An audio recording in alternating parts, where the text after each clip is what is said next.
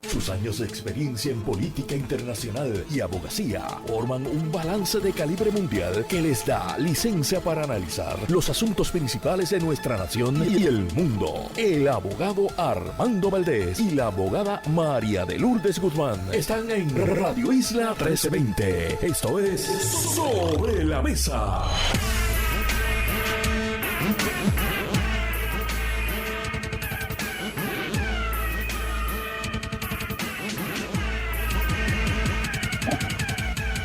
Buenos días, Puerto Rico. Soy Armando Valdés. Usted escucha Sobre la Mesa por Radio Isla 1320. Hoy en Sobre la Mesa, Rafael Bernabe estará analizando junto a nosotros aquí en el programa. Además, a las 9:24 de la mañana, esta no se la pueden perder, Melissa Solórzano, una gran amiga, una gran librera puertorriqueña dedicada a la literatura infantil, estará con nosotros para hablar sobre el tema ¿por qué regalar libros en la Navidad? Yo tengo interés personal ahí, obviamente, pero sí, yo creo que lo más bonito que uno puede regalarle a un niño, los regalos más que más va a recordar ese niño, esa niña en esta Navidad que les puedan traer Santa Claus, los Reyes Magos, son unos buenos libros. Y por supuesto, Melissa allá en Leo Libros los vende, los tiene, los de aquí, los de afuera, los de Europa, los de Estados Unidos. Ella estará con nosotros para hablar sobre la literatura infantil. Y en el último segmento, Miguel Girod Hoffman y Víctor Finkel Aguilar, alumnos del programa de Medicina y Salud Pública, estarán con nosotros en el último segmento. Todo eso y por supuesto, como todos los días, de lunes a miércoles, y hoy es miércoles, que para ella sabe a viernes, Marilu Guzmán se sienta a la mesa y junto a ella, todos café en mano, analizamos los temas para hoy 6 de diciembre del 2023. Son las 8:01 de la mañana. Los asuntos del país tienen prioridad, por eso llegamos a poner las cartas sobre la mesa. Vamos a poner las cartas sobre la mesa de inmediato. Quiero discutir varios temas en la mañana de hoy. Voy a estar tocando lo que está sucediendo en la Comisión Estatal de Elecciones con la nominación o la falta de una nominación para una persona sustituir a el ex juez o el juez Rosado Colomer, que era el presidente de la Comisión Estatal de Elecciones, y al él abandonar el cargo ha dejado a la presidenta alterna, vicepresidenta o presidenta alterna del cuerpo a cargo de la Comisión Estatal de Elecciones. Y hay una disputa acerca de si esa persona, la presidenta alterna, puede completar el término del presidente o si por el contrario lo que establece el Código Electoral que de paso lo redactó el Partido Nuevo Progresista, si lo que establece el Código Electoral es que esa persona solo puede ocupar la presidencia por unos periodos limitados, interinos de tiempo, y si el gobernador está obligado entonces a nombrar a otra persona conforme a la ley o a dejar la presidencia vacante. Voy a estar discutiendo ese tema. Quiero hablar también sobre una noticia que publica José Delgado en el periódico El Nuevo Día de hoy y que precisamente yo anticipaba ayer, y es que según Delgado el Pentágono valida la aspiración electoral de Elmer Román. Elmer Román, como ustedes saben, es empleado, funcionario del gobierno federal, y al gobierno federal, a los empleados del gobierno federal, le aplican unas normas en cuanto a la participación política de estos funcionarios, y el Pentágono, por lo visto, ha llegado a la conclusión, y yo les había anticipado esto, que una participación en una elección en Puerto Rico, donde se identifica como PNP o popular o victorioso, independentista, lo que fuera, no infringe la restricción del Hatch Act a nivel federal. Tendría que ser una elección en la que se identifique como republicano o demócrata, que son los partidos para fines de esta ley que convertirían a la elección en una partidista. Eso es lo que él no podría hacer, y creo, como les anticipé ayer, que ahí está esta inclinación republicana que él tiene, en lugar de identificarse plenamente como miembro y candidato del Partido Republicano a el único escaño que tiene Puerto Rico en el Congreso estadounidense. Y quiero también discutir, y precisamente voy a comenzar con un análisis de la entrevista que le hiciera Julio Rivera Saniel a Manolo Sidre esta mañana en Pegados en la Mañana, entrevista en la que Manolo estaba hablando, el secretario del Departamento de Desarrollo Económico estaba hablando sobre esta iniciativa para expedir la mayoría de los permisos de pequeños negocios en espacio de 48 horas, y también Julio le pregunta acerca de los logros, un poco mirando hacia atrás, cuál ha sido el saldo de su gestión como secretario del Departamento de Desarrollo Económico, y bueno, él se atribuye una serie de logros que no me queda claro si realmente debería él estarse insertando tan prominentemente en la consecución de esos logros. Comienzo precisamente con ese tema. Quiero primero señalar esto de que los permisos se expidan en 48 horas para pequeños y medianos negocios. Esto lo hemos escuchado antes, casi me atrevo a decir, de todas las administraciones, y voy aquí a incluso hacer un acto de autocrítica. Desde la administración incluso de Aníbal Acevedo Vilá, administración en la que yo fui asesor del gobernador en gerencia gubernamental y desarrollo económico, y posteriormente director de la Oficina de Gerencia y Presupuesto. Y desde aquella época, administraciones subsiguientes han intentado de hacer esto, de aliviar la carga de la permisología, ese término que yo estoy bastante seguro no está aceptado por el diccionario de la lengua española, pero que aquí hemos convertido en arte, ciencia y por supuesto que en corrupción. Esa gestoría de los permisos, que es una pesadilla interminable para ciudadanos y para empresarios. Y, de nuevo, desde al menos la época de Aníbal Acevedo Vilá, se ha estado intentando aliviar esa carga. ¿Cuál ha sido el planteamiento? Y básicamente es el mismo planteamiento que está haciendo Manolo Sidre en este momento y la administración del gobernador. Y le reconozco la buena intención. Yo espero que sea un proyecto que efectivamente logre la meta que se han impuesto, que se puedan expedir esos permisos en 48 horas.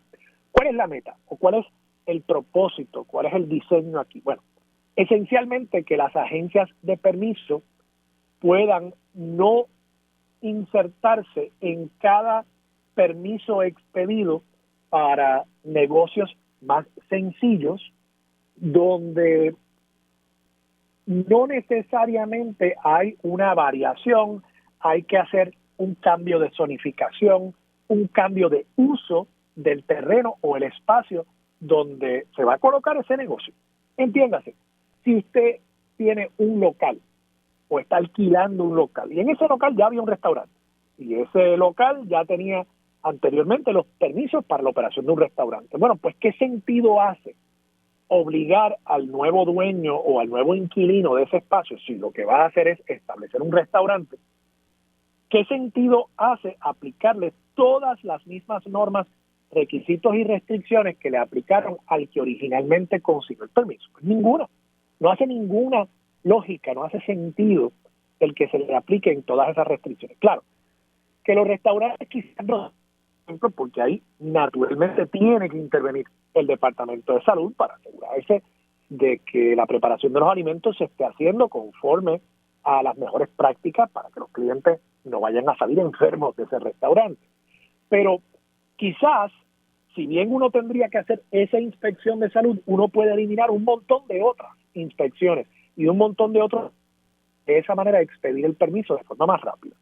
Si es una tienda de ropa y ya en ese local había un comercio al detalle, pues quizás en ese caso nadie tiene que visitar el comercio y en 48 horas se le expide el permiso, y posteriormente si hubiese notificación de alguna violación a las normas, pues entonces ahí podría posteriormente el Estado intervenir. Pero un poco es cambiar la mirada del Estado al ciudadano y al empresario de una mirada totalmente adversativa, de yo quiero asegurarme que él esté cumpliendo porque presumo que el empresario, presumo que ese pequeño comerciante va a querer incumplir, va a querer violar las normas del Estado, a pensar primero, no, yo acepto yo reconozco que este empresario, que este ciudadano quiere cumplir, que probablemente va a cumplir y le voy a facilitar el proceso para que cumpla.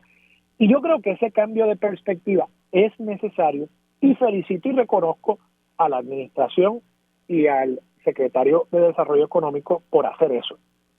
Me parece que es una iniciativa importante y de nuevo, esto no solamente le va a aliviar la carga a el empresario, en la medida en que las agencias tengan que intervenir menos. En estos casos, muy posiblemente puedan dedicar esos mismos recursos a intervenir en los casos que sí levantan controversias públicas por razón de las variaciones que ocasionan, por razón de los problemas ambientales y los crímenes ambientales que hemos visto en este cuatrienio que ocasionan. Entonces, es un uso más eficiente tanto del tiempo del empresario como del tiempo del empleado público, que en lugar de estar yendo a un centro comercial a inspeccionar un local donde se va a poner una tienda de ropa, pueden estar dedicados mejor a aquellos proyectos donde se van a talar árboles, aquellos proyectos donde se va a hacer una variación del uso y pueden haber objeciones por parte de los vecinos. Esos proyectos entonces también, en teoría, se agilizaría, no necesariamente la expedición del permiso, sino se agilizaría el proceso para llegar a una conclusión y a una determinación final por el Estado, que pueda favorecer al empresario como también pueda no favorecerle, pueda denegarse ese permiso. Pero se da más seguridad jurídica en la medida en que el proceso es más rápido, es más ágil para el ciudadano, para la parte interesada y por supuesto también para el empresario. Yo siempre, incluso con esto termino este tema, he pensado que en muchos casos, centros comerciales, por ejemplo, en muchos de esos casos es totalmente innecesario que el Estado intervenga.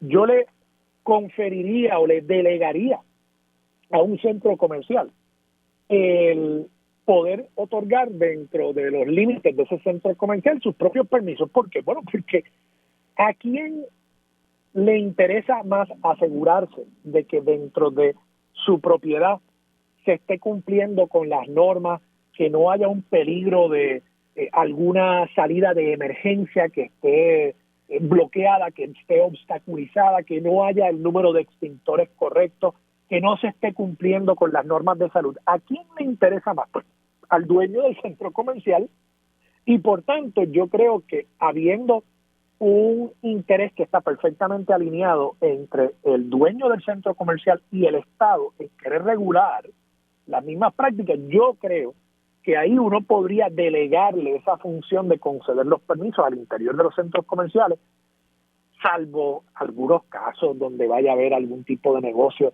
que pueda representar un riesgo o que sea particularmente nuevo. Digamos que alguien quisiera montar un negocio de bungee jumping dentro de Plaza Las Américas. Bueno, pues quizás ahí uno tendría que intervenir un poquito más. Pero fuera de eso, yo creo que uno podría confiar en que empresa fonallera o cualquier dueño de centro comercial podría expedir los permisos, asegurarse de que se esté cumpliendo, porque el interés de ese centro comercial está alineado, me parece, con el interés regulatorio del Estado de asegurarse que la seguridad, el bienestar y la salud pública de las personas que visitan esos centros comerciales esté asegurada.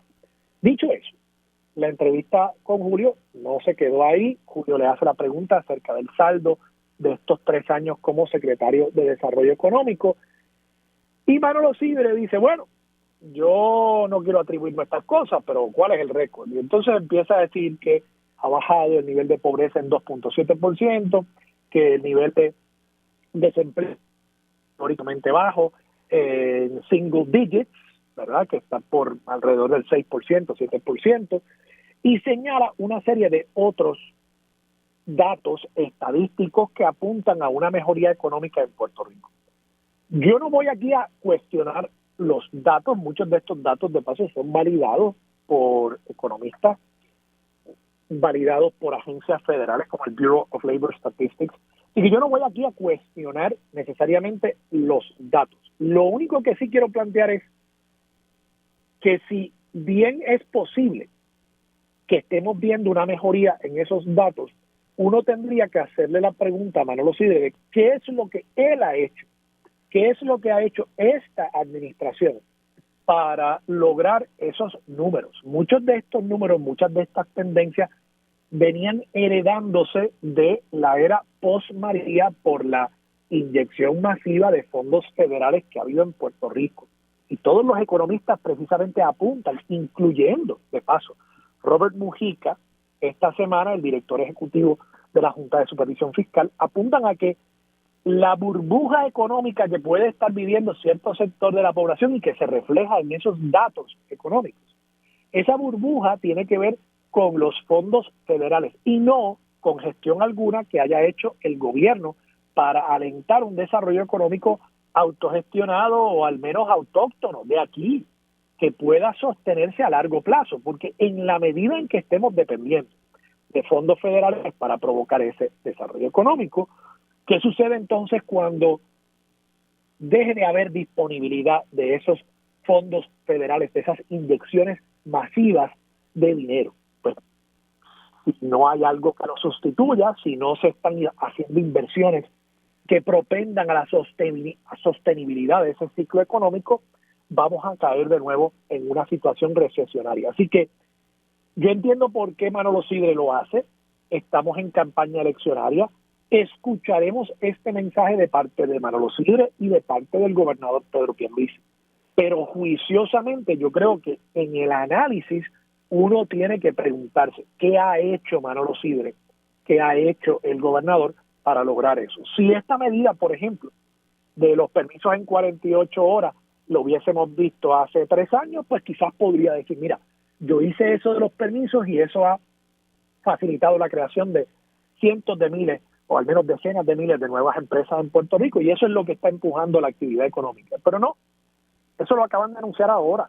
Y durante este cuatrienio lo que hemos visto es el mal manejo precisamente del reglamento único de permisos del año 2020 que ha sido detenido en el tribunal sin que el gobierno tuviese una alternativa a ese reglamento. Y así por el estilo, muchos otros traspiés, un plan económico que se nos vendió a principios de cuatrienio como la gran cosa, que acabó siendo simplemente un bosquejo de un plan publicitario, y no habiendo acciones concretas a las que uno pueda apuntar de la gestión de Manolo Sidre, creo que es un poco deshonesto el que él entonces ahora esté atribuyéndose unos logros en unas estadísticas económicas que yo personalmente, a menos que él me pueda hacer el mapa, yo personalmente no puedo atar a una acción concreta que le haya dado durante los pasados 3 años. Es más, le dejo esa sobre la mesa a ustedes, a ver si alguien me puede escribir y decirme cuál acción concreta uno podría de Manolo Sidre y del Departamento de Desarrollo Económico atar específicamente a esta mejoría en los datos económicos. Dicho eso, no quiero que se me quede este tema sobre la mesa porque lo traje ayer y yo creo que se los anticipé ayer. Cito aquí del artículo que publica hoy el amigo corresponsal del Nuevo Día en Washington y colaborador de este espacio, José Delgado, hasta para evaluar los requisitos que impone la ley federal Hatch sobre las actividades políticas de los empleados federales, el puesto de comisionado residente de Puerto Rico en Washington recibe una mirada diferente. El Pentágono confirmó que Elmer Román, quien es subsecretario adjunto de Defensa para la integración de la misión, podrá continuar como empleado federal mientras es aspirante. Normalmente un empleado federal estaría impedido de continuar en su trabajo si decide aspirar al Congreso, pero cuando se trata de Puerto Rico, ese impedimento no existe de acuerdo al Departamento de la Defensa. Cita directa. Las limitaciones impuestas por la ley Hatch no se aplican en esta situación porque el señor Román no es candidato a un cargo político partidista y el papel de Puerto Rico en la Cámara de Representantes no es el de un miembro votante tradicional afiliado a un partido. El señor Román no tiene que renunciar a su puesto actual como subsecretario adjunto de Defensa para la integración de la misión debido a su participación como candidato en esa elección, indicó el comandante Tim Gorman, portavoz del Departamento de la Defensa. Dice además Elmer Román, no estoy corriendo representando el Partido Republicano, el Partido Demócrata, sino el partido local que está a favor de la estadidad, que es el Partido Nuevo Progresista. Román admitió, por otro lado, que como precandidato a la comisaría residente tendrá que consultar con el Departamento de Defensa antes de asumir posiciones sobre temas de política pública relacionados con el Congreso. Y nada, esto se refiere, eso lo había adelantado ayer, que en En Estados Unidos está esta ley que se llama el Hatch Act. Impone una serie de restricciones a la participación política, trabajo político, actividad política que pueden hacer los empleados federales. Impone una restricción a que un empleado federal aspire a un cargo político partidista y define partidista como una elección en la que figure una persona representando a uno de los partidos nacionales que haya estado en la elección presidencial anterior. Entiéndase, tendría que ser el Partido Demócrata o el Partido Republicano, porque esos son los partidos a nivel nacional de Estados Unidos que tenían aspirantes a la presidencia de Estados Unidos.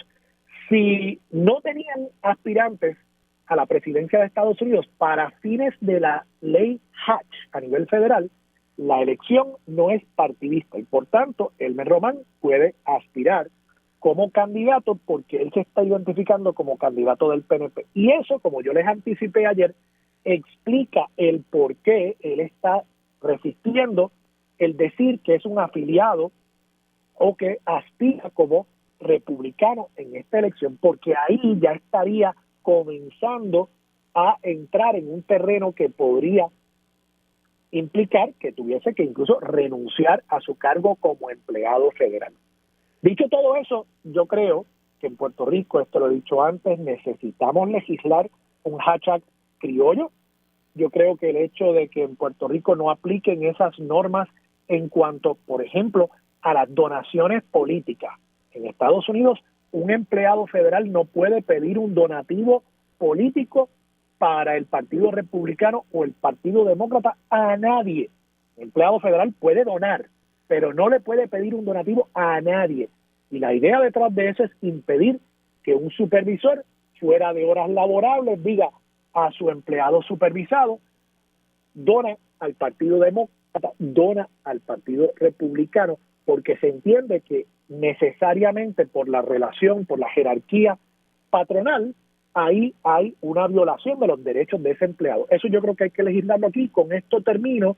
Me parece que Elmer Román va a tener que explicar cómo él va a aspirar, cómo él va a ser candidato, aún si no tiene una restricción a nivel federal, cómo es que él va a ser aspirante y candidato a la comisaría residente, siendo a la misma vez empleado en el Pentágono, en un puesto que parecería ser a tiempo completo y de alta responsabilidad en la estructura del Departamento de la Defensa. ¿Cómo es que él va a encontrar el tiempo para ser candidato, a menos que esto vaya a ser una candidatura, un Zoom candidacy, una candidatura por Zoom? Veremos. Vamos a la pausa. Regresamos con Marilu Guzmán y mucho más de Sobre la Mesa por Radio Isla. Quédate en sintonía. Conéctate a radioisla.tv para acceder y participar en nuestra encuesta diaria. Sobre la Mesa por Radio Isla. Los asuntos de toda una nación están sobre la mesa. Seguimos con el análisis y discusión en Radio Isla 1320. Esto es Sobre la Mesa. Regresamos, soy Armando Valdés, usted escucha Sobre la Mesa por Radio Isla 1320.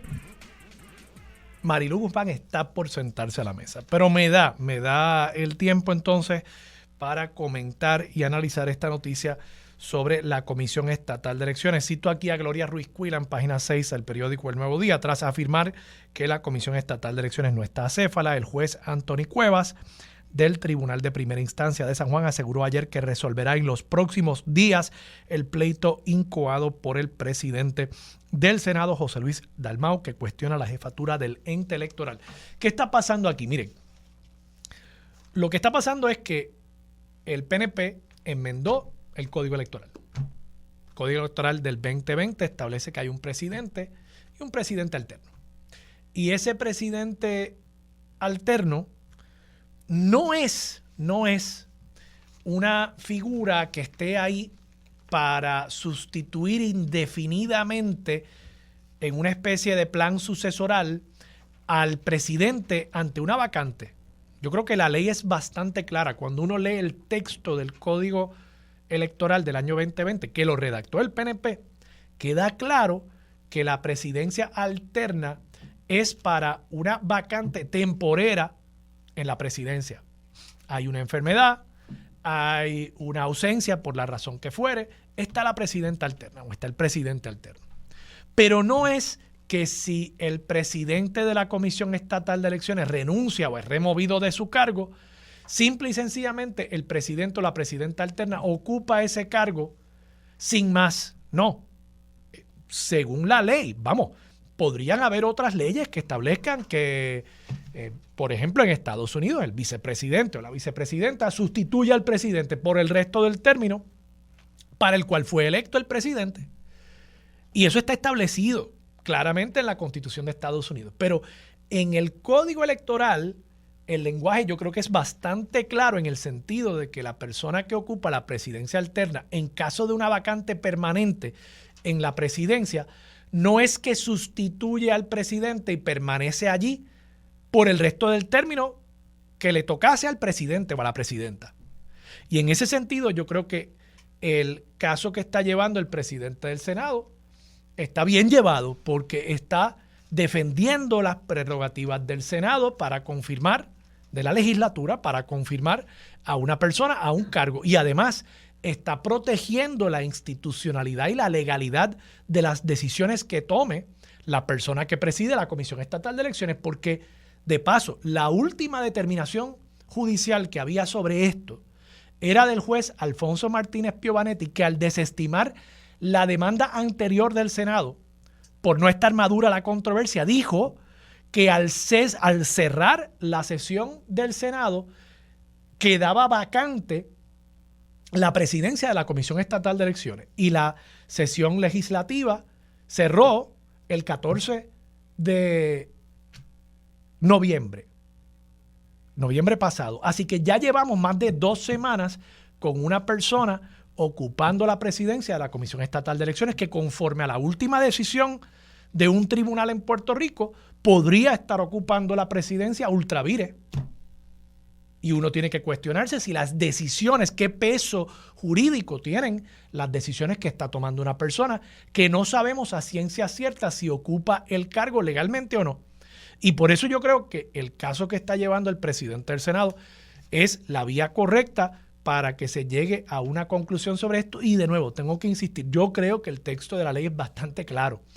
Pero toda esta controversia es de hechura del Partido Nuevo Progresista, que aprobó un código electoral sin el consenso de más nadie que no fueran sus propios correligionarios.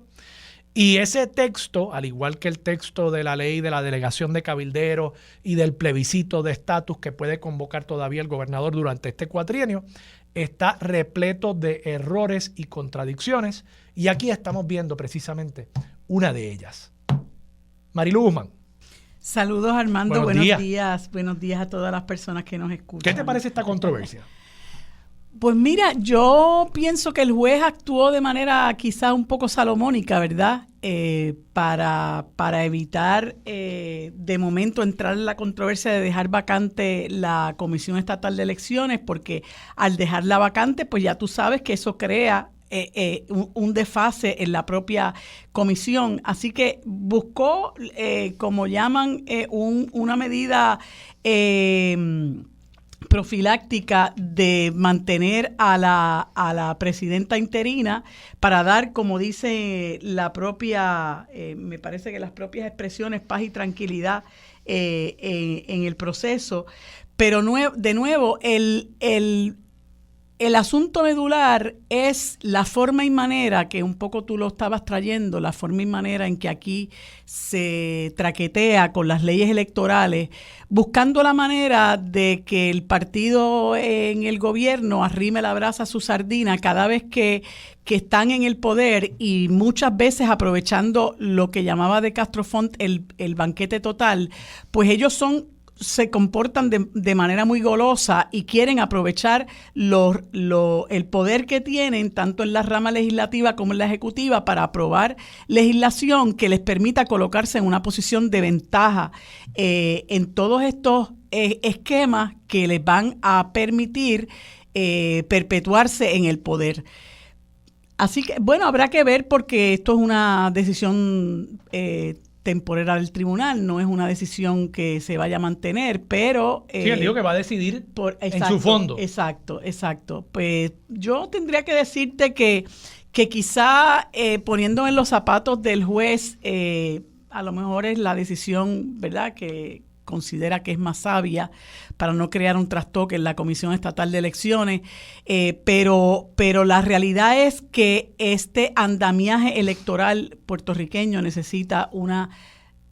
No me gusta la palabra reforma porque está demasiado manoseada, pero necesita revisarse profundamente de arriba abajo para hacerlo de verdad un proceso democrático. Y yo en un momento dado, fíjate, cuando allá para el 2014 que presidía el Senado Eduardo Batia y se estaban discutiendo enmiendas a la ley electoral, presenté junto con la compañera Rosabel Bayrón, que de hecho fue quien creó, quien ideó todo este proyecto de ley, un proyecto de ley de reforma electoral, y una de las propuestas era eliminar la Comisión Estatal de Elecciones y que regresara a lo que se conocía como el Tribunal Electoral y devolverle el proceso electoral y el sistema electoral al servicio público y no a los partidos. Yo creo que ahí está la médula del problema. Esto fue idea de Romero Barceló, que es uno de los artífices de la politiquería y la politización en el sistema público, tristemente, y le quitó al Tribunal Electoral, le quitó al sistema electoral al servicio público. Y lamentablemente se le entregó a los partidos políticos y aquellos polvos trajeron estos lodos y venimos sufriendo esa politiquería, esa politización del sistema electoral como del sistema público en general, ¿no? Que tanto daño le ha hecho al país. Marilu, vamos a la pausa, regresamos con más de Sobre la Mesa por Radio Isla 1320. Conéctate a radioisla.tv para acceder y participar en nuestra encuesta diaria. Sobre la Mesa por Radio Isla. Los asuntos de toda una nación están sobre la mesa. Seguimos con el análisis y discusión en Radio Isla 1320. Esto es Sobre la Mesa. Regresamos, soy Armando Valdés, usted escucha Sobre la Mesa por Radio Isla 1320. Marilu Guzmán sigue sentada a la mesa. Marilu, Elmer Román, ¿qué tú crees? Pues, mira, ¿qué te voy a decir? Oye, perdona que me ría porque no quiero que se tome como una falta de respeto a este señor. Yo tengo unas reservas muy grandes con su nombramiento. Para empezar, ¿verdad? Pues yo obviamente voy a combatir el PNP con todas las fuerzas de mi corazón. Igual que voy a combatir el bipartidismo, pero en el caso particular de Elmer Román, yo te tengo que decir que a mí me parece que es como si no hubiera habido nadie en la faz de la tierra disponible para aceptar esa posición. Y entonces, simple y sencillamente, porque este señor es militar de carrera, pues pretenden imponérselo al país como si él fuera la solución a todos los problemas que nosotros estamos enfrentando. Entonces, primero viene el asunto. Yo siempre he partido de la premisa de que una persona que se ofrece para trabajar por el país tiene que tener una trayectoria, ¿verdad? Yo no creo en la gente que viene de paracaídas y de momento dicen, ay, yo quiero luchar por esto, por aquello, por lo otro, pero de momento usted va a querer luchar. Oiga, usted que ha hecho en la mitad de su vida, ¿verdad? Que ha hecho en el resto de su vida útil. Y este señor, pues, ha estado en la milicia, ¿verdad? Esa ha sido su carrera y si eso lo hace feliz, pues, fantástico. Yo tengo mis serias reservas con la milicia y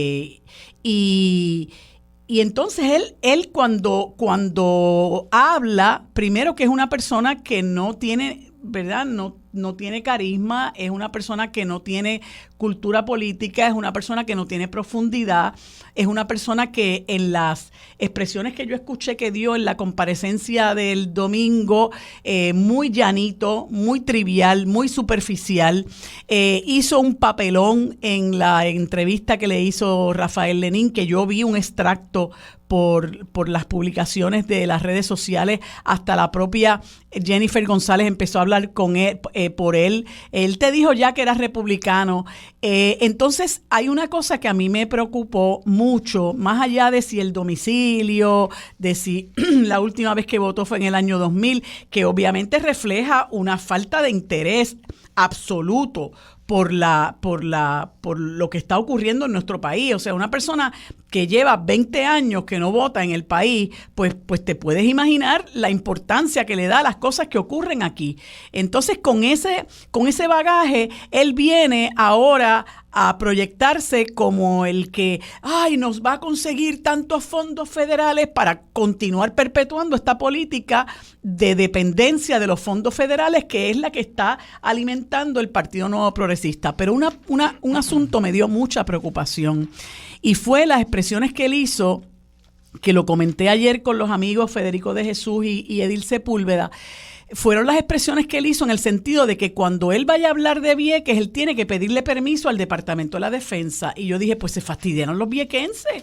Se echaron los viequenses, no tienen absolutamente nada que buscar con Elmer Román, porque desde hace 20 años, primero los 60 años de bombardeo y misericordia de la Marina de Guerra de los Estados Unidos, con toda la secuela que eso trajo, ¿verdad? Del daño ambiental y del daño humano que ocasionaron, y la indolencia que ha representado, que han exhibido, en la limpieza de todo el daño ambiental que han hecho, que todavía allí hay artefactos explosivos, que no se hayan ocupado siquiera, lo menos que le debe la Marina de Guerra a Vieques es un hospital. Y esa gente se ha hecho de la vista larga después de todo el daño que ha ocasionado en la isla municipio. Entonces él dice que él tiene que pedir permiso para hablar sobre Vieques, cuando una de las cosas que Vieques ha reclamado urgentemente después de la salida de la Marina de Vieques es la desmilitarización, la devolución de los terrenos, la descontaminación, y el desarrollo económico, que es lo que le llaman las 4D que han reclamado los viequenses a raíz de que el pueblo sacó a la Marina de Guerra a los Estados Unidos, y ellos aparentemente lo que han hecho es castigar al pueblo de Vieques por haberlos sacado de allí, hacerse de la vista larga, los han dejado a su suerte, y entonces ahora tenemos un tremendo candidato a comisionado residente que si va a mover un dedo por Vieques, pues tiene que pedirle permiso al Departamento de la Defensa. Yo creo que eso es una falta de respeto. Yo creo que eso demuestra que, o sea, es un dato adicional al hecho de que Elmer Román es un candidato fabricado. Elmer Román es una persona que no tiene los méritos para asumir esa posición, porque un candidato a comisionado residente es mucho más que ir a los Estados Unidos a pedir fondos federales. Yo creo que si usted es candidato a comisionado residente, hay una situación en Puerto Rico que es vital, es una situación evidente, que es la situación de subordinación en la que nosotros vivimos y que hay que denunciarla en el Congreso de los Estados Unidos. Y yo sencillamente no veo que Elmer Román tenga ni el compromiso, ni el bagaje, ni los méritos para una posición de esa naturaleza. Y este tema que tú traes, Marilú, de nuevo,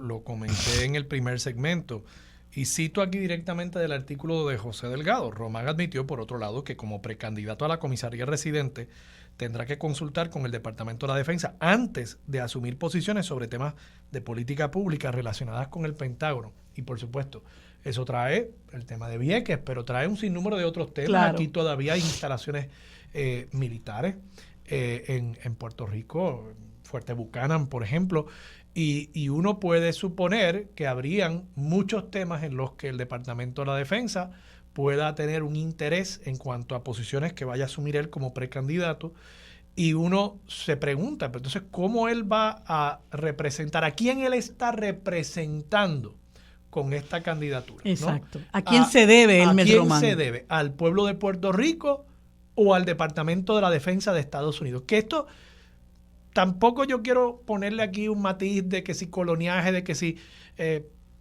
tema imperial, lo que fuera. Lo mismo yo creo que uno cuestionaría si él fuese candidato a congresista por un distrito en Nueva York. ¿A quién tú representas? ¿A los ciudadanos de ese distrito o a la milicia que puede tener una base en ese distrito, ¿verdad? Y en este sentido yo creo que hay una contradicción, hay un conflicto ahí para él lograr ejercer una candidatura exitosa planteando temas que son de interés para gran parte de la población, entre ellos tú mencionas, por supuesto, al pueblo viequense. Y lo otro que yo también cuestionaba, ¿cómo es que este individuo va a correr una campaña siendo empleado del Pentágono? O sea, yo no entiendo. O sea, el día tiene 24 horas. Presumamos que el trabajo de él es de 8 horas, ¿verdad? En el Pentágono. Y presumamos también que es en el Pentágono, que él tiene que estar allí porque, de paso, estos trabajos... Él va a trabajar remoto. O sea, estos trabajos del Departamento de la Defensa, usted no puede estar trabajando remoto. Porque son cosas donde a veces usted tiene una reunión y usted tiene esa reunión en un sitio seguro, en una instalación donde hay manera de impedir señales de celular, de impedir que haya ningún tipo de efecto que pueda estar escuchando la conversación que usted está teniendo con otros oficiales de la milicia o de la inteligencia norteamericana. Entonces, evidentemente él no puede hacer ese trabajo, pienso yo, trabajo importante, a menos que eso sea un título nada más. Sí. Y nos están queriendo vender que es la gran cosa y realmente... Pero algo de eso puede haber. Puede haber, pero me sospecho que no. Me sospecho que es un cargo importante. Pues entonces, si es un cargo importante en el Pentágono, ¿qué es lo que él va a hacer? ¿Va a hacer campaña a través de Zoom? Él va a estar allá en Virginia, lo mejor de dos mundos, y haciendo campaña por Zoom. Por eso es que vimos que la comisionada residente lo entrevistaba con el celular y le preguntaba, ¿este eres tú? Sí. A través de Zoom, porque es que realmente él, salvo los fines de semana que pueda darse una escapadita a Puerto Rico, él va a hacer campaña desde allí. Y que, digo, a mí me importa poco, pero ¿qué efecto tiene eso sobre la candidatura de la comisionada de Jennifer, ¿no?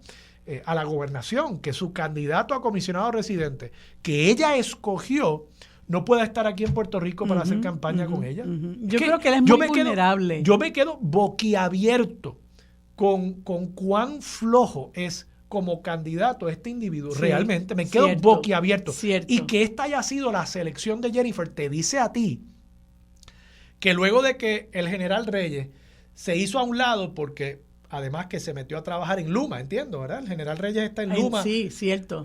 Pues luego de eso, por lo visto, no tenía más banco. Se acabó y empezó a buscar y buscar y buscar. Y bueno, pues llegó a parece que quería un militar, ¿verdad? Ajá. Está enamorada de la idea de tener un general o algún tipo de militar. Pues dijo, Elmer Román, it is what it is. Sí. Pero a mí me parece como yo tú creo, dices yo creo que es un pasivo. Es muy flojo y lo que le espera no es fácil porque va a tener que enfrentar unos debates.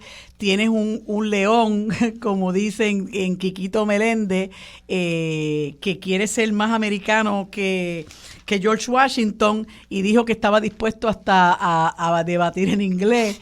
O sea, tiene que enfrentarse y no solamente es la proyección tuya físicamente, sino es la sustancia de lo que tú vas a decir. Y lo que yo escuché, lo poco que escuché francamente, porque no fue mucho, a mí me dejó mucho que desear en términos de la profundidad del discurso de Elmer Román, más allá de salirse de la igualdad y la estadidad y la igualdad. Yo creo que el país espera mucho más y yo le hablo particularmente a los estadistas que tienen que analizar realmente todos estos discursos de promesas de lo que le van a traer, de lo que le van de lo que le van a traer al país, vamos, que todo, cada 4 años se sigue haciendo sal y agua mientras ellos logran unas posiciones de poder para su propio beneficio. Eso es lo que yo creo que el PNP de buena fe debe examinar. ¿Hasta qué punto van a seguir creyendo en todos estos cantos de sirena que a fin de cuentas se hacen sal y agua? Yo sigo viendo a una Jennifer González poco a poco desinflándose. Y a un gobernador Pierluisi no es que esté creciendo. Yo creo que Pierluisi, la apuesta de él no es a crecer, es a desinflar a Jennifer. Y son tantas decisiones erradas, es su incapacidad incluso de nombrar un director de campaña, todavía no sabemos. Sí. Vega Borges, que es su coordinador electoral, está cubriendo todas las bases, pero ella no tiene un coach, ella no tiene un manager de ese equipo, director de campaña. Sí. Y de nuevo, este nombramiento de este compañero de papeleta, que insisto, lo dejo sobre la mesa, a mí no me sorprendería que en las próximas semanas se eche para atrás. No me sorprendería, porque es que no es lo mismo ver, claro, no es lo mismo que verlo venir. Sí. Y ahora está viendo el impacto sí. de una campaña política sobre una figura que hasta ahora pues quizás él había mantenido. Sembrarse pelo no es lo único. No es lo único. Se requiere mucho más. No es lo único. Y lo decimos porque lo dijeron ellos. Claro. A mí claro. ni me va ni me viene lo que se haga la gente. Pero que te deja ver dónde está la proyección de la gente. Si a ti lo que te interesa es la proyección física o si realmente tú te quieres preparar para enfrentar ese reto que representa ser y capota. Pintura, capota e injertos. Vamos a la pausa. Regresamos con más de Sobre la Mesa por Radio Isla 1320. Quédate en sintonía. Conéctate a radioisla.tv para acceder y participar en nuestra encuesta diaria. Sobre la Mesa por Radio Isla. Los asuntos de toda una nación están sobre la mesa. Seguimos con el análisis y discusión en Radio Isla 1320. Esto es Sobre la Mesa. Bueno, amigos, como les dije hace unos instantes, hoy es miércoles y como todos los miércoles tenemos el panel compuesto por el doctor Rafael Bernabe, senador por el Movimiento Victoria Ciudadana. Hoy excusamos al licenciado Rafael Anglada, que está atendiendo asuntos personales. Le damos la bienvenida al doctor Bernabe a este segmento. Buenos días, Rafi, ¿cómo estás? Buenos días a ti y a todas las personas que nos escuchan. Bueno, quería conversar contigo, Rafi, porque tú has sido profesor universitario por muchísimo tiempo y también estudioso de la historia de nuestro país. Tienes un libro muy interesante que escribiste con otro profesor que creo que se llama César Ayala. César Ayala, ajá, interesantísimo y yo se lo recomiendo a todo el mundo. Si me puedes dar el título porque no lo recuerdo. Puerto Rico del siglo americano. Es una historia de Puerto Rico del 1898 hasta... Sí. Hasta casi nuestros días. Bueno, sí. Pues en vista de eso, yo quería conversar contigo sobre esta situación de la emergencia suscitada con relación al Archivo General de Puerto Rico, que han denunciado la organización Pro Solutier, que entiendo agrupa a los empleados del Archivo General, pero también personas como el director del Archivo Digital y el pintor Rafi Treyes, ¿verdad? Que son personas reconocidas en el país, defensores de nuestro patrimonio nacional. Y realmente esto ha indignado a mucha gente en el país, la condición en la que se encuentra el Archivo General y las consecuencias de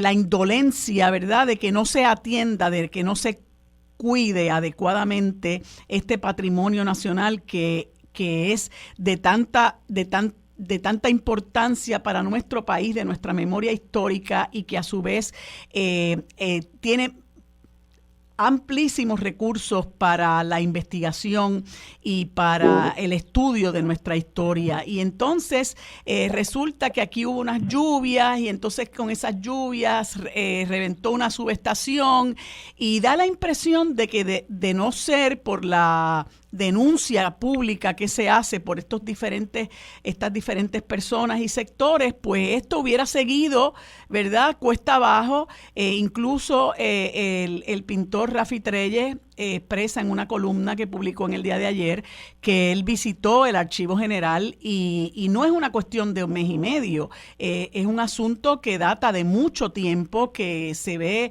abandonada la estructura, hay cristales rotos, en unas condiciones realmente deplorables que a su vez dejan ver la falta de interés de los gobiernos y muy particularmente del gobierno del PNP, que ya lleva 5 años en el poder, más de 5 años, desde el 2017, la falta de interés que hay en la protección de nuestro patrimonio, ¿verdad? De lo que representa como te decía ahorita, la memoria histórica de nuestro país, y me gustaría conocer tu opinión sobre este tema. Sí, bueno, yo concuerdo con todo lo que tú has señalado. Este es un tema que a mí me toca muy de cerca, precisamente porque soy historiador. Mi trabajo en la Universidad de Puerto Rico ha sido siempre estudiar la historia de Puerto Rico y estudiar la literatura puertorriqueña, para lo cual también se utilizan los archivos existentes. Y si algo a mí me ha fascinado, siempre me ha gustado, ha sido visitar los archivos. Con los archivos, para la gente que los escucha, no queremos decir, ¿verdad? Cuando uno dice la palabra archivo, la gente piensa como en un mueble, ¿verdad? Donde hay unos documentos, y eso es un archivo. Pero también archivo se utiliza cuando hablamos del estudio de la historia, en todos los lugares donde se depositan materiales históricos que nos permiten conocer qué es lo que ha ocurrido, cómo nuestra sociedad, nuestra cultura, los países han evolucionado a través de la historia. Pueden ser depósitos donde hay mapas, por ejemplo, donde hay libros, donde hay revistas, donde hay documentos de las agencias de gobierno del pasado, ¿verdad? Yo te voy a dar un ejemplo. Cuando en la década del 80 yo con otros compañeros hicimos una investigación sobre unas huelgas muy importantes en la historia de Puerto Rico, unas huelgas en la década del 30, una huelga que hubo muy importante de la industria del azúcar en 1934, y después otra huelga muy importante que hubo en 1938, una huelga de los muelles, que son eventos muy importantes en la historia de nuestro país, que marcaron nuestras vidas, que implicaron cambios importantes en la sociedad puertorriqueña, esas luchas de los trabajadores, y es importante recordar qué fue lo que hicieron los trabajadores, cómo se desarrollaron esas huelgas. Bueno, la única manera que tú tienes de estudiar eso es mirando los periódicos de esa época, mirando los archivos, los informes que hacía la policía. Por ejemplo, la policía de Puerto Rico en aquella época, igual que ahora, supongo, tenían una cosa que llamaban el libro de novedades, que era que en los cuarteles, sí, los oficiales de policía, cuando acababan la ronda que habían dado durante el día o la noche, pues escribían ahí, llegué a la casa tal, pasó esto, arresté a esta persona, estaba en la plaza del pueblo de Ponce y pasó aquello, etcétera. Y esos libros de novedades están allí en el archivo. O sea, tú puedes ir allí y pedir, dame el libro de novedades de la policía del pueblo de las Juntas en tal fecha, para tú ver, ¿verdad?, qué pasó. Y así hay infinidad de materiales que para los historiadores, para los que queremos reconstruir cómo fue que llegamos a, ¿verdad?, donde estamos ahora, son extraordinarios. Pero como tú señalas, esos son materiales que por su propia naturaleza son muy frágiles, son vulnerables a la humedad, son vulnerables a los insectos, son vulnerables al calor, son vulnerables a todo tipo de fenómenos que puede llevar a que se deterioren o que se pierdan. Y por lo tanto, los países que actúan responsablemente tienen archivos que buscan preservar, buscan proteger ese tipo de material para que no se deteriore. Y como tú señalas, en Puerto Rico tenemos varios lugares. Uno es el archivo que está en San Juan, justo frente al Parque Muñoz Rivera, y como tú señalabas, basta pasar por el frente. Yo paso por el frente todos los días, porque trabajo en el Capitolio, y basta ver la fachada, y la fachada parece un edificio abandonado. Así no es. Parece un edificio que esté en funciones ni siquiera, y uno pasa por ahí y uno dice, bendito, el Archivo Nacional, y mira en la apariencia que tiene. Y como tú señalas, yo hace algunos años que no entro, pero yo he entrado porque, como te dije, he hecho investigación histórica. Incluso hace algunos años ya tú podías ver que había muchísimos muebles viejísimos que estaban rotos. Yo me acuerdo que una vez me senté en una mesa para leer un documento y me senté en la silla de madera que estaba allí en la mesa, y la silla literalmente se desintegró. Porque muebles muy viejos, las instalaciones pues verdad deterioradas, y como tú señalas, muchas veces depende de que los trabajadores y trabajadoras que están viviendo esas condiciones sean los que las denuncien, porque tú pensarías, el archivo ha tenido directores a través del tiempo, y tú pensarías, ¿verdad?, que esos directores estarían haciendo la denuncia o haciendo el reclamo, etcétera, y realmente quizás lo han hecho por vías administrativas, por vías internas, pero no ha tenido efecto. Solamente cuando se hace un reclamo público es que, ojalá se tome acción. Como alguien decía, ¿verdad? Ayer estaba el gobernador, yo vi un tuit de alguien que me pareció muy a propósito, muy triste, pero muy a propósito, ¿verdad? Que había unas imágenes del gobernador dando parranda por las estaciones de radio. Sí. Y entonces decía, el gobernador tiene tiempo para ir a dar parranda por las estaciones de radio, pero no tiene tiempo para ocuparse de la emergencia que hay en el Archivo Nacional. Te añado que hay otra estructura que no se ha mencionado tanto, que a mí también me ha preocupado mucho. De eso yo presenté una resolución de investigación para estudiar su situación, porque es la colección puertorriqueña en la Biblioteca Lázaro de la Universidad de Puerto Rico, que también es un edificio que quizás no está tan deteriorado como el edificio del Archivo Nacional, pero que es un edificio que también ha tenido problemas muy serios de humedad, de goteras, de sabandijas, de abandono. Hay pisos completos que están prácticamente inaccesibles porque tienen asbesto, y el proceso de remoción es costosísimo y es largo. Y allí en colección puertorriqueña, que es parte de verdad de la estructura de la Lázaro, también hay una cantidad de materiales únicos y especiales. Sí. Allí en un salón relativamente pequeño, pero que lo que tiene allí dentro es extraordinario, ¿verdad? Sí. Y los trabajadores de la Biblioteca Lázaro también se han comunicado con nosotros para señalarlo, el peligro en que están esos materiales allí también, no solo en el Archivo General.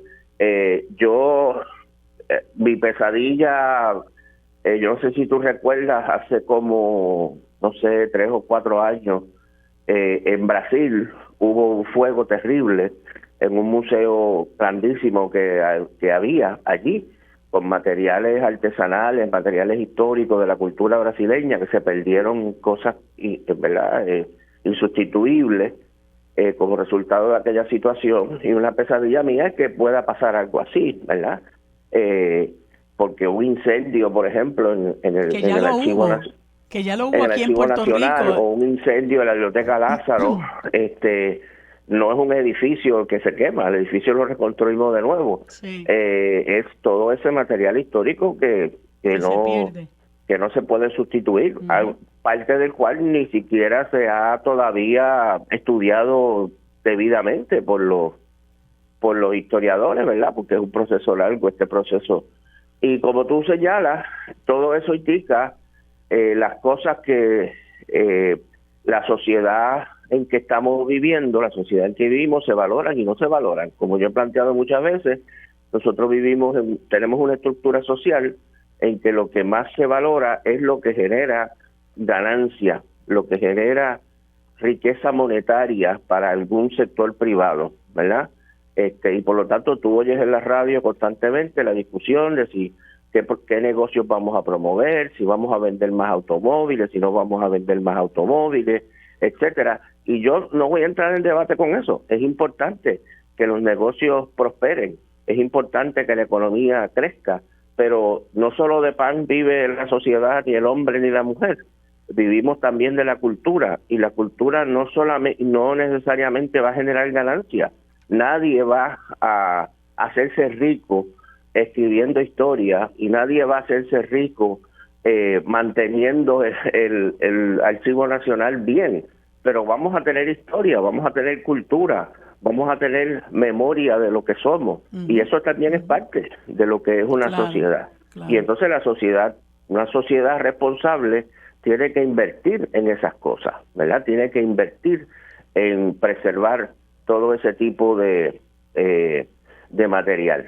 Y cuando uno va a otros lugares, esto es un problema que existe en otros países también, no solo en Puerto Rico, pero en algunos lugares se ha trabajado muy bien con esto. Y una de las cosas, uno de los gustos que uno siente cuando uno va a otros países es cuando son países en que tienen buenas bibliotecas, que tienen buenas exhibiciones en museos y otros lugares, en galerías, sobre su historia, sobre su pasado, sobre sus figuras.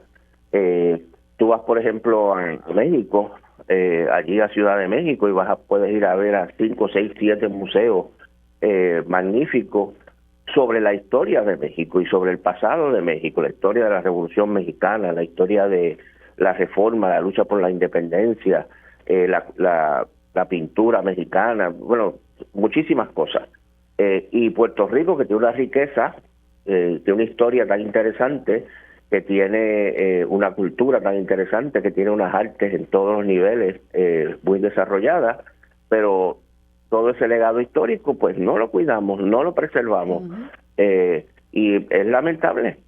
Yo lo único positivo de toda esta situación es que no ha habido indiferencia, que muchas voces, porque tú pensarías, ¿verdad?, que ya se hubiese asumido la idea de que esto no importa, pero no. Lo bueno ha sido que una vez las personas que se tomaron la iniciativa, y qué bueno, de denunciar lo que está pasando en el archivo, pues han surgido montones de voces, de comentaristas en la radio, cartas de la Asociación de Historiadores, personas en los programas de radio como tú y como yo que estamos hablando aquí, artículos, columnas en los periódicos, muchísima gente. Uno ha visto que muchísima gente se ha indignado, como tú dices, y ha dicho, no, esto es importante, esto tiene que atenderse, esto es una cuestión de emergencia. Me consta que la compañera Mariana Nogales ha escrito varias cartas, incluso al gobernador, solicitándole que tome acción con esta situación. Sí, y al Instituto de Cultura.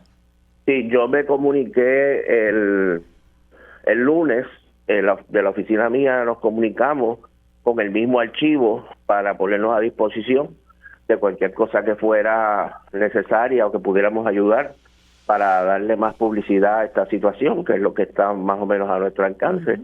Y incluso planificar una visita, que espero que podamos hacerla próximamente, para ver y documentar cómo está esa situación, sí, y tratar de darle más visibilidad, ¿verdad?, de qué es lo que está sucediendo. Sí. Porque ciertamente para los que nos interesa la historia es dramático, y para los que vivimos la historia, que son todos, porque todos somos parte de la historia, pues tiene que ser preocupante, ¿verdad?, que se borre nuestra memoria. Es como si alguien viniera, cada uno de nosotros somos quienes somos, quien me está oyendo es quien es, por la memoria que tiene, por los recuerdos que tiene, los recuerdos de su niñez, los recuerdos de sus padres, los recuerdos de sus días de escuela, los recuerdos de su vida de universidad, o los recuerdos del trabajo en el pasado, los recuerdos que tenemos en la cabeza. Eso es lo que somos. Imagínense que alguien venga y nos borre los recuerdos que tenemos en la cabeza. Pues es como dejar de ser nosotros, perder nuestra personalidad. Y lo que aplica a un individuo le aplica a un país. Si borramos nuestros recuerdos y nuestra memoria, pues no. Es como si perdiéramos nuestra presencia, nuestra personalidad, nuestra identidad, el nombre que tú quieras utilizar. Y eso pues no es la manera que uno quiere vivir, evidentemente. Claro, y eso abre, ¿verdad?, otro espacio de lucha, otro frente de lucha en el país, que yo creo que es muy importante, lo que tú muy bien señalabas de la necesidad de que nosotros los puertorriqueños y puertorriqueñas conozcamos nuestra historia, porque nos ayuda a formarnos, ¿verdad? Es una dimensión distinta de quién somos. Eso nos ayuda a entender por qué estamos donde estamos, ¿verdad? Nosotros no podemos fragmentar la historia y hay mucha gente que desconoce qué es lo que ha pasado previamente con este país, ¿verdad? Conversaba yo... Sí. Yo ayer con Armando en el sentido de este afán que hay ahora de un poco menospreciar la alianza, porque es una alianza donde nos vinculamos con el Partido Independentista y uno critica que eso se haga precisamente por la historia de criminalización y de prejuicio contra el movimiento independentista, que es un proceso que continúa hasta hoy día, ¿no? Y es importante conocer que eso ha ocurrido en nuestra historia. Sí, ¿no? Y yo creo que es importante conocer la historia, y además yo le diría a los que todavía, ¿verdad?, no se han aventurado en ese terreno, es interesante conocer la historia, no es una cosa aburrida, porque si tú dijeras que estamos hablando de algo que, ay Dios mío, tengo que estudiar la historia, qué cosa más terrible, pero uno va al cine, ¿verdad? Las personas vamos al cine o van al cine porque va a haber cosas interesantes, a uno le gusta, pero la historia es igual de interesante. Uh-huh. La historia de los conflictos políticos, la historia de la evolución de las luchas sociales, la historia de la guerra, lo que le interese de esos temas, ¿verdad? Todos esos elementos es lo que estamos hablando cuando estamos hablando de la historia. Como dije, en Puerto Rico ha habido luchas sociales de todo tipo, las huelgas de los trabajadores, que son una cosa interesantísima desde el principio del siglo XX, las luchas ambientales, las luchas por la defensa del ambiente, que no empezaron ahora, los conflictos políticos. Si usted es popular, estudiar la historia del Partido Popular, de la vida de Luis Muñoz Marín y su evolución, cómo fue que surgió ese partido en la década del 30, en el contexto de la Gran Depresión. Si usted es estadista, la historia del movimiento estadista y de figuras como Barbosa y el anexionismo en el siglo XIX y cómo los anexionistas en el siglo XIX se relacionaban con los separatistas, todo una historia fascinante de debates políticos, claro, de iniciativas políticas, qué fue lo que hicieron, qué fue lo que no dijeron. A veces son figuras que tenemos una idea muy general de quiénes fueron, pero realmente no sabemos qué fue lo que hicieron. ¿Por qué nos acordamos de Barbosa? ¿Qué fue lo que hizo Barbosa? ¿Verdad? Tenemos la imagen de Barbosa, sabemos que era médico, sabemos que era negro, pero aparte de eso no sabemos mucho. No sabemos mucho más. Y nos ayuda a explicar muchas cosas, Rafi, muchas interrogantes que nosotros tenemos. Nos ayuda también a no decir disparates, que mucha gente pues habla sin saber, y yo creo que debemos combatir la ignorancia. Se me acaba el tiempo, Rafi, me ha agradado mucho esta conversación, la seguiremos, la retomaremos, y hay que seguirle hay que darle seguimiento a este asunto del archivo, como tenemos que darle seguimiento también a la situación de la Biblioteca José M. Lázaro, que es una joya y que está en el recinto universitario de Río Piedras. Así que gracias nuevamente, Rafi, por haber estado conmigo en este espacio. Que tengas buen día. Quédate en sintonía. Conéctate a radioisla.tv para acceder y participar en nuestra encuesta diaria. Sobre la mesa por Radio Isla. Los asuntos de toda una nación están sobre la mesa. Seguimos con el análisis y discusión en Radio Isla 1320. Esto es Sobre la Mesa. Bueno, amigos, en este segmento que dedicamos a la Coalición Paz para la Niñez, conversamos con Mel Solórzano, librera y experta en libros infantiles, a quien le damos los buenos días y las gracias por acompañarnos en este espacio. Buenos días, Mel, ¿cómo estás? Bien, y todo un saludo, siempre un gusto estar por aquí con ustedes.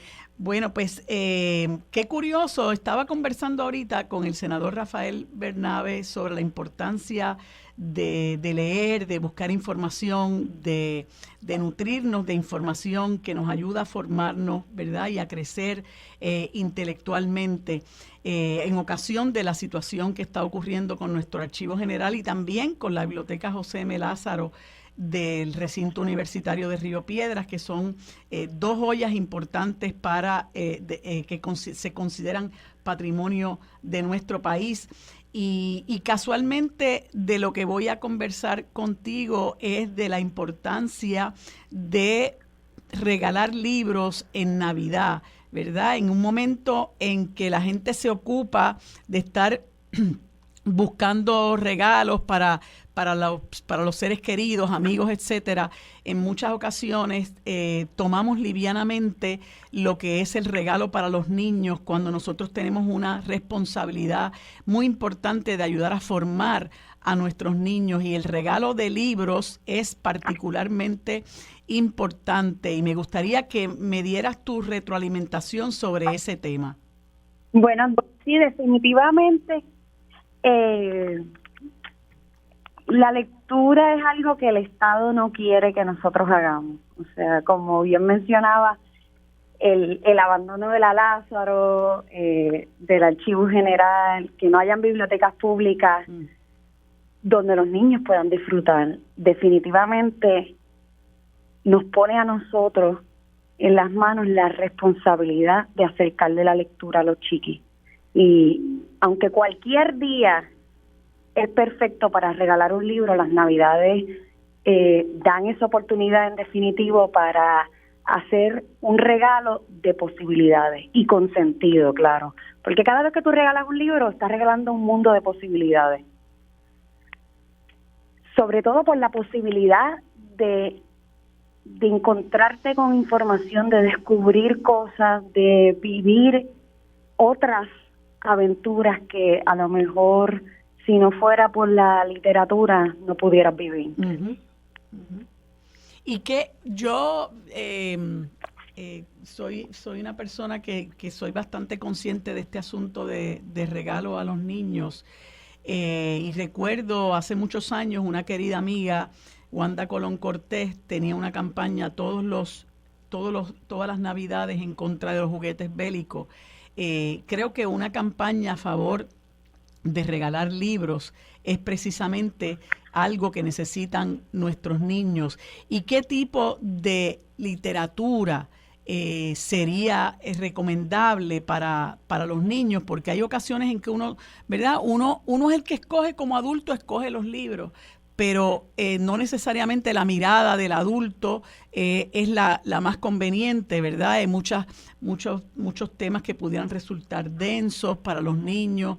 ¿Qué tipo de literatura es la que nosotros deberíamos estar buscando? Claro, cada niño es un mundo, pero ¿qué tipo de literatura deberíamos estar procurando? Mira, yo creo, gracias por la pregunta, porque yo creo que los adultos tendemos a buscar libros que nos ayuden a darles respuestas sobre temas que tal vez no sabemos abordar con ellos. Pero yo soy de las que cree que el lector se forma cuando tiene a sus manos libros de temas que le interesan. Entonces, como tú bien decías, cada lector es un mundo y hay que pensar esos regalos, ¿verdad? Para que realmente tengan sentido. Hay que pensar en ese niño o esa niñe a quien le estamos regalando, ¿cómo es? ¿Qué cosas le gustan? ¿Le gusta la ciencia? Pues vamos a regalarle un libro de ciencia. ¿Le gustan los animales? Vamos a regalarle un libro de animales. ¿Le gusta investigar? Vamos a regalarle un libro que le invite a investigar. Pero más que regalarle un libro con respuestas, vamos a regalarle tal vez libros que le generen preguntas, ¿verdad? Y entonces mi invitación a todos los adultos es pensar en los niños y no pensar en ellos, porque si queremos que sean lectores, tenemos que pensar en qué les gusta. El libro tiene que engancharlo, no puede sentirse como un regaño más que les están dando, ¿sabes? Y entonces te pregunto, porque en muchas ocasiones nosotros regalamos y no le damos seguimiento a eso, me parece, ¿verdad? Claro, hay niños que no tienen ningún problema, ellos ya tienen una afición por la lectura y tú los puedes dejar y ellos van a hacer el mejor uso del libro, pero hay otras veces en que tenemos que impulsar ese amor por la lectura, ¿verdad? Que creo que es algo que también debemos mirar según la personalidad del niño, ¿verdad? Que ese ese libro, ese regalo no vaya a un archivo, a una gaveta, a un estante, sino que también tenemos una responsabilidad de que ese libro se utilice y que le sirva al niño. Mira, yo creo que es bien importante la pregunta que hace, sobre todo porque en la pandemia, los huracanes, los terremotos, todos estos contextos han puesto en relieve los rezagos significativos que hay en adquirir y en dominar las destrezas lectoras y de comprensión. Entonces es bien importante que los adultos acompañemos a los chiquis con la lectura. Les regalamos el libro, pues tratemos de sentarnos con ellos, leamos con ellos. Muchas veces el libro puede ser un objeto intimidante para los niños porque no saben lo que dicen, no entienden, no pueden leerlo porque no dominan las destrezas y se sienten intimidados. Entonces hay que regalarles el libro, pero también asegurarnos de que ellos encuentren un espacio seguro con el libro, porque puede ser muy intimidante. Ser muy intimidante. Sí. Y entonces hay que leer con ellos y que nos vean leyendo, porque no podemos convencer a alguien de que algo es importante si nosotros no le damos importancia. Uh-huh. Sí, si nosotros no nos insertamos en ese proceso de leer con ellos. Yo creo que es importante unirnos al proceso de leer con ellos, no solamente porque los ayudamos, ¿verdad?, a que disfruten de lo que la lectura del libro trae, sino que ahí hay una manera de nosotros mezclarnos, acompañar al niño o a la niña, mezclarnos con el niño o la niña y disfrutar de esa experiencia junto con ellas. Yo creo que en esta etapa histórica en la que estamos viviendo, donde hay tantos juegos de video, donde se recurre tanto a la televisión para que sirvan de niñeras de nuestros niños y niñas, es importante que creemos conciencia de nosotros insertarnos en esos procesos de ayudar a los niños a crear ese amor por la lectura, que como hablaba yo ahorita con el profesor Bernabe, pues es algo que a todos, absolutamente a todos nos ayuda a crecer, ¿verdad? Definitivamente. Y se crean unos vínculos para siempre. Tú te vas a recordar de esa persona que leía contigo. Uh-huh. Créeme que ese vínculo no lo va a romper nada ni nadie, porque la lectura genera, además de la posibilidad de conocimiento, de conectar y tal, genera un vínculo con esa persona que lee contigo. Uh-huh. Por eso es tan importante, definitivamente. Uh-huh. ¿Y dónde está tu librería, Mel, que entiendo se llama Leo Libros? Está en Cupey, en la avenida Emiliano Paul, en el área de las Cumbres, y también estamos online, leolibros.com. Ahí está todo el catálogo disponible también. Sí, que la gente puede acceder a eso para poder escoger los libros que necesitan para sus niños. Y te pregunto, en términos de los géneros, ¿verdad? Una niña, un niño, ¿hay diferencias o usualmente no hay ninguna diferencia entre géneros para dedicarse a un tema en particular? No, definitivamente la literatura no tiene género, ahí sí que no. Eso va a depender de los intereses del chiqui, de las destrezas lectoras, pero el género no tiene nada que ver ahí. Y en términos de del costo, ¿tú consideras que hay mucha accesibilidad en términos de la compra de los libros? Porque tú vas a las tiendas y miras una serie de juguetes y realmente para muchas personas no deben ser accesibles, ¿verdad? Entonces eso en muchas ocasiones conlleva que no se tome en consideración la calidad de lo que se está regalando, bueno, porque quizás no hay la capacidad económica para adquirirlo. Definitivamente el acceso es limitado. Los libros son mucho más accesibles que hace muchos años atrás, pero de todas maneras, yo, por ejemplo, en mi mercado, que me dedico a buscar libros en español, porque aquí casi no se produce literatura infantil en español, los tengo que importar y la verdad es que no son del todo accesibles. Yo tengo en mi librería una sección de segunda mano y ahí, según los clientes me van trayendo libros, yo los vendo a peso para que sean un poquito más accesibles, pero de todas maneras sí hay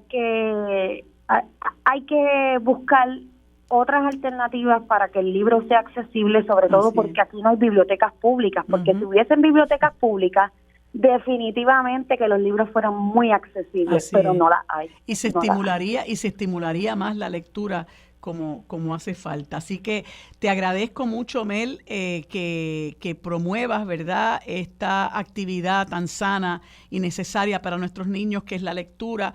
Nuevamente hacemos un llamado para que no se regalen juguetes bélicos. Gracias, Mel, por tu tiempo, por haber estado con nosotros en este espacio y que tengas buen día. Quédate en sintonía. Conéctate a radioisla.tv para acceder y... Los asuntos de toda una nación están sobre la mesa. Seguimos con el análisis y discusión en Radio Isla 1320. Esto es Sobre la Mesa. Bueno, amigos, en este último segmento conversamos con Miguel Girot y Víctor Finkel. Ambos son estudiantes del recinto de Ciencias Médicas de la Universidad de Puerto Rico. Le doy los buenos días y las gracias por acompañarme en este espacio. Buenos días, ¿cómo están? Hola, buenos días. Mi nombre es Victoria Finkel. Victoria, perdóname, sí. Me pusieron Víctor. Pero muchas gracias, Victoria, por acompañarnos. ¿Te acompaña Miguel Girot? Sí, buenos días, licenciada. Bueno, no los estoy viendo, así que les pido que por favor ustedes coordinen cómo van a comunicarse, ¿verdad? Para que ambos tengan la oportunidad de hablarnos de este esfuerzo tan extraordinario, tan bonito que se llama Recinto para la Calle.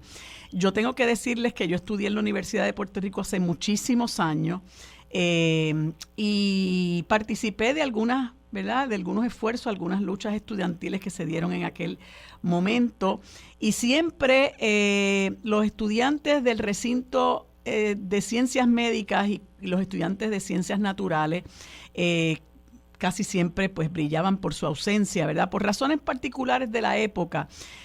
Hoy día tengo que decir, y de un tiempo a esta parte, que eso ha cambiado agradablemente, que ustedes han dado cátedra en muchas luchas por mejorar nuestra universidad.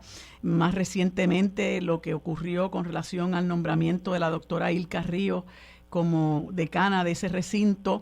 Y este esfuerzo de Recinto para la Calle realmente es algo que hay que elogiar, ¿verdad? Porque ustedes han demostrado que el ser profesional de la salud es no solamente una profesión importante que brinda un servicio esencial a nuestra gente, sino que no es una profesión glamorosa, ¿verdad? No es un trabajo glamoroso y que hay mucha necesidad en nuestro país, y ustedes desprendidamente y con total compromiso se han dedicado a ofrecer sus conocimientos para bien de personas vulnerables que por razones diversas, ¿verdad?, pues quizás han visto su salud en precario, y me gustaría que nos hablaran, ¿verdad?, de por qué esta iniciativa y en qué ha consistido la experiencia.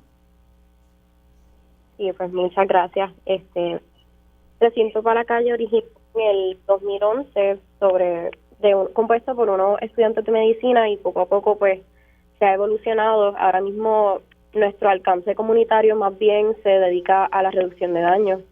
La reducción de daños es una mirada alterna a ver el uso de drogas, porque muchas personas que viven con un uso y experimentan un trastorno por uso de opioides, por ejemplo, tienen muchos otros problemas que tal vez el uso de drogas no es su prioridad. Por ejemplo, hay muchas personas en la calle que no tienen techo, y cuando uno mide en una balanza, ciertamente el no tener un techo, pues a veces es mucho más importante que atender pues su problema de uso de drogas. Que pues esa es la reducción de daños, y pues nosotros tenemos mayormente 2 canales de trabajo. Uno, hacemos unas rondas nocturnas para los participantes que pues mayormente nuestras comunidades son personas sin techo y personas que usan drogas, y entregamos material para reducir riesgo a sobredosis de opioides, limpiamos úlceras, damos ropa y comida. Y nuestro otro canal de trabajo es la educación por pares. Así que los estudiantes de medicina y yo pues que soy estudiante de salud pública, nosotros mismos nos enseñamos a cómo practicar la reducción de daños y cómo hacer un voluntariado ético para que después pues esas destrezas y esa concientización social pueda reflejarse en sus áreas clínicas o áreas en el trabajo.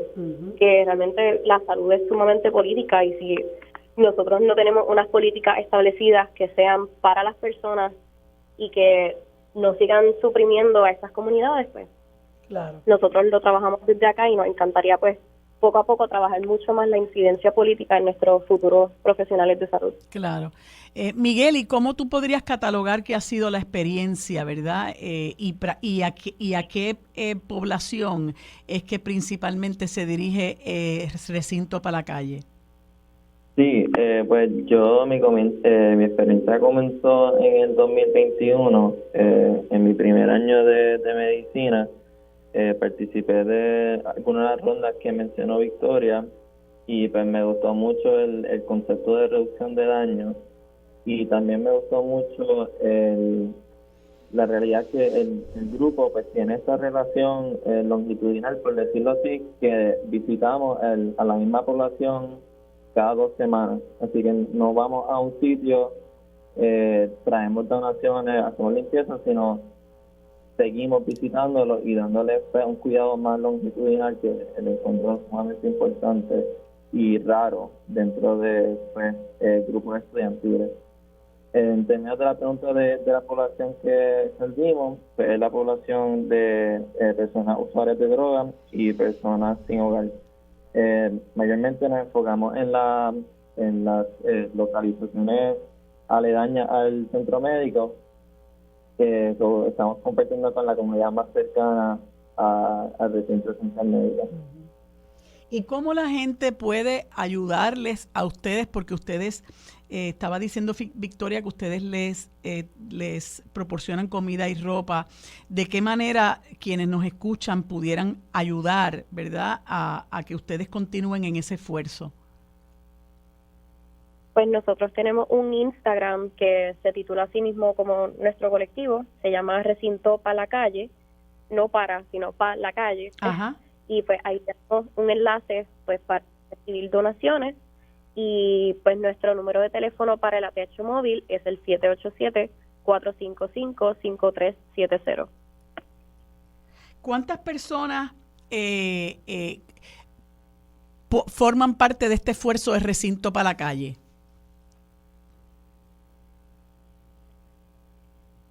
Pues esto empieza desde el 2011. Y me imagino que obviamente pues esto se va renovando. Exacto, poco a poco. Dependiendo, cuando uno se va graduando, pues ya uno se convierte en un líder como veterano, por decirlo así, y en vez de incidir en las rondas como tal, pues muchos de nuestros pasados líderes nos ayudan con las donaciones, nos dan apoyo, dando otros tipos de talleres que tal vez nosotros en nuestra etapa pues profesional no hemos llegado. Pero ahora mismo, pues, cada ronda que tenemos usualmente es compuesta por 7 voluntarios, que son todos diferentes, pero las personas quienes son líderes que pueden pues supervisar las rondas y acompañar a esos nuevos profesionales, pues somos como alrededor de 8 o 9 personas quienes dirigen el colectivo.